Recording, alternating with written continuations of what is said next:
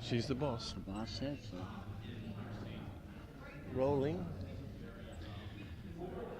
Hi, we're here with Phillip Haney, and he's with Homeland Security, and wanted to ask him some questions about foreign policy.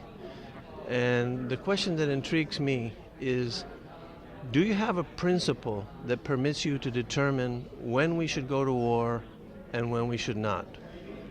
Are you asking me as an individual? Yes, your own personal opinion, not necessarily the administration's opinion.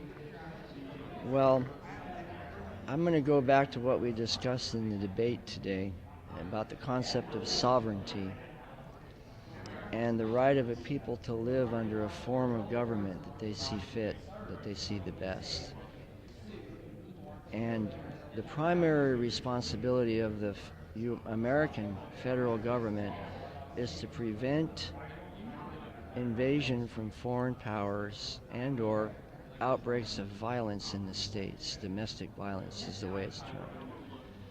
So if you have an ideology, a worldview that is different than the definition of sovereignty that we have in the United States, and they plainly declare that they intend to remove us, erase us, obliterate us, then you come closer to the point when you have to make a decision about intervening. I could use Israel for an example when they bombed the Osiris reactor in Syria in the 80s, and or other conflicts that they've engaged in when, like the 67 war or the 73 war, when it was obvious, made plain by the adversarial powers that they intended to invade and take over. Now, So let me ask you, so the principle that you believe in is self-defense, which you mentioned originally, which was if we are attacked or there's an imminent threat of an attack, or you also mentioned if there is an internal revolution of the that's within the borders. within the borders. But other than that, are there any other conditions that are necessary and sufficient in order to go to war? Well, let's look at the major wars we've been involved with. Let's look at World War II. What set that in motion? The Pearl Harbor. That forced us into joining the war, which became worldwide.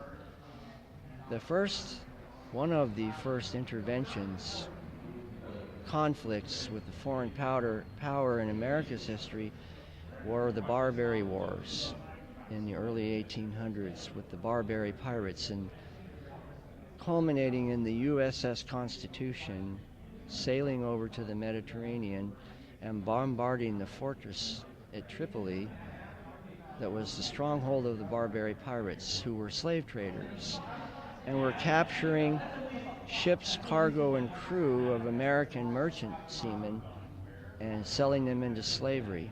And Right.